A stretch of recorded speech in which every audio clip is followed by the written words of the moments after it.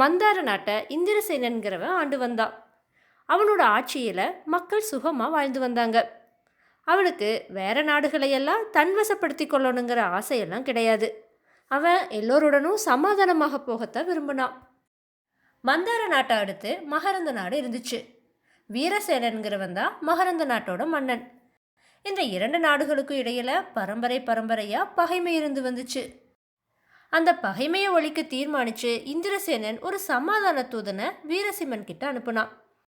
ஆனா வீரசிம்மனோ, நம்முடைய இரண்டு நாடுகளும் நீண்ட கால பகைமையை மறந்துவிட முடியாது, நம்முடைய முன்னோர்களும் அப்படி இருக்கல, அதனால நானும் அவங்கள மாதிரியே இருந்து மந்தார நாட்டை பகை நாடாகத்தான் நினைப்பேன். நான் சமாதானம் செஞ்சுக்கெல்லாம் விரும்பல அப்படின்னு அந்த தூதன் கிட்ட சொல்லி அனுப்பிட்டான். இப்படியே சில ஆண்டுகள் கழிஞ்சுது. வீரசிம்மன் இறந்துட்டான். அவனோட மகனான குமாரசேனன் மகரந்த நாட்டோட மன்னனானான். அவன் சமாதானத்தை விரும்புறவ. தன்னுடைய தந்தை உயிரோடு இருந்தப்ப இந்திரசிம்மன் பகைமையை விட்டு சமாதானமாக போக செய்த முயற்சி அவனுக்கு நல்லாவே தெரியும். அவன் இரண்டு நாடுகளுக்கும் இடையில பகைமை போகவோ நிரந்தர சமாதானம் நிலவவோ இந்திரசேனனுடைய மகளான மனோகரிய தான் மணப்பதுன்னு தீர்மானித்தான். குமாரசேனன் தன்னுடைய விருப்பத்தை ஒரு கடிதத்தில் எழுதி அது ஒரு தூதன் வாயிலா இந்திரசேனனுக்கு அனுப்பி வச்சா. அதை படித்த இந்திரசேனனோ ரொம்பவுமே மகிழ்ச்சி அடைந்தான். பகைமையை ஒழித்து சமாதானத்தை நாடுற குமாரசேனன் உயரிய பண்புடையவன்கிறது இந்திரசேனனுக்கு தெரிய வந்துச்சு. அதனால அவனே தன்னுடைய மகளான மனோகரிய மணக்க தகுதி வாய்ந்தவன்னு எண்ணி அந்த விவாகத்துக்கு இணங்குவதுன்னு தீர்மானித்தா. ஆனா இந்திரசேனனுடைய மகனான தீரசேனனுக்கு தன்னுடைய தந்தை செஞ்ச இந்த முடிவு பிடிக்கல. நீண்ட நாள் பகையாளிய சம்மந்தியாக்கி கொள்வது தன்னுடைய வம்ச கௌரவத்தை குலைப்பதாகும்னு அவன் நினைச்சான்.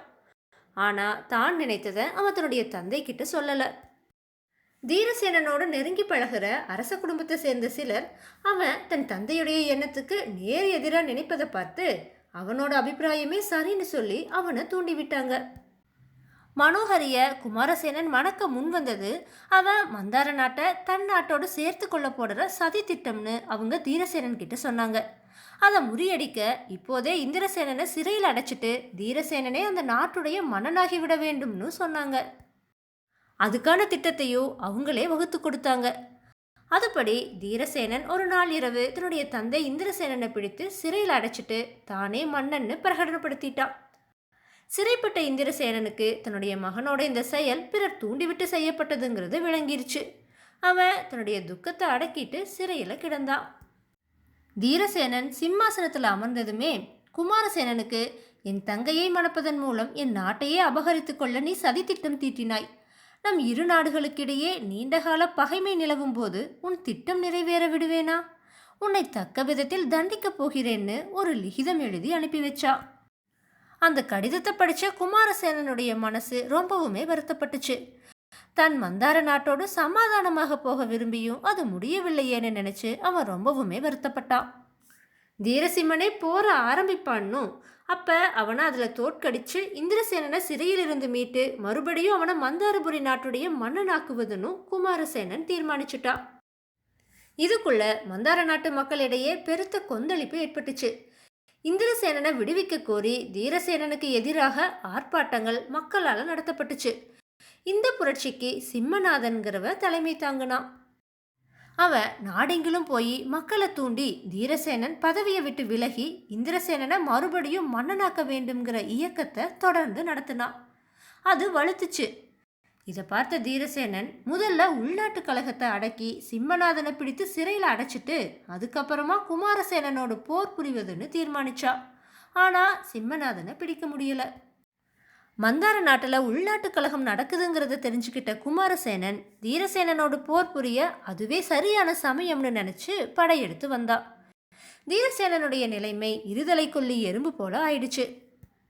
இந்திரசேனனை சிறைப்படுத்த சதித்திட்டம் போட்ட தீரசேனனுடைய உறவினர்கள் தீரசேனனை கைவிட்டுட்டு அவங்களில் ஒருத்தன் அரசனாவதுன்னு சதி ஆலோசனை செஞ்சாங்க. இதை தெரிஞ்சுக்கிட்ட தீரசேனன் அந்த சதிகாரர்களை பிடிச்சு சிறையில் அடைச்சான். அடுத்து தீரசேனன் குமாரசேனனுடைய படையெடுப்பை எதிர்க்க வேண்டிய நிலைமைக்கு தள்ளப்பட்டான். அவன் தன்னுடைய படைகளுக்கு தலைமை தாங்கி குமாரசேனனை எதிர்த்தான். ஆனால் தீரசேனனுடைய படை வீரர்களில் பல பேர் இந்திரசேனன் மேலே விசுவாசமுடையவர்களாக இருந்தாங்க. அதனால போர் புரியாம குமாரசேனன் கிட்ட சரணடைஞ்சாங்க. குமாரசேனன் இதனால தீரசேனனை ரொம்ப எளிதில் தோற்கடிச்சிட்டான். குமாரசேனன் தீரசேனனை கைது செஞ்சு சிறையில் தள்ளினான். சிறையில் அடைப்பட்டிருந்த இந்திரசேனனை விடுதலை செஞ்சான். இந்திரசேனன் குமாரசேனனை கட்டி தழுவிட்டு, நீ செஞ்ச இந்த மகத்தான உதவிக்கு நான் எப்படி கைமாறு செய்ய போறேனே தெரியல அப்படின்னு சொன்னான். குமாரசேனன் அதுக்கு, நம்முடைய பகைமை ஒழிய நான் உங்களுடைய மகளை மணப்பதுன்னு நினச்சிருந்தேன். அதனால் நீங்கள் என்னை உங்களுடைய மாப்பிள்ளையாக ஏற்றுக்கொள்ளணும் அப்படின்னு சொன்னான். இந்திரசேனன் அதுக்கு, இது ரொம்பவுமே நல்ல ஏற்பாடு, எனக்கு இதில் முழு சம்மதம்.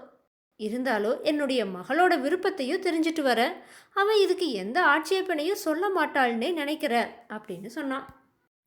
இந்திரசேனன் உடனே அந்தப்புறத்துக்கு போய் தன்னுடைய மகள் மனோகரியை பார்த்து குமாரசேனனுடைய விருப்பத்தை அவகிட்ட சொன்னான்.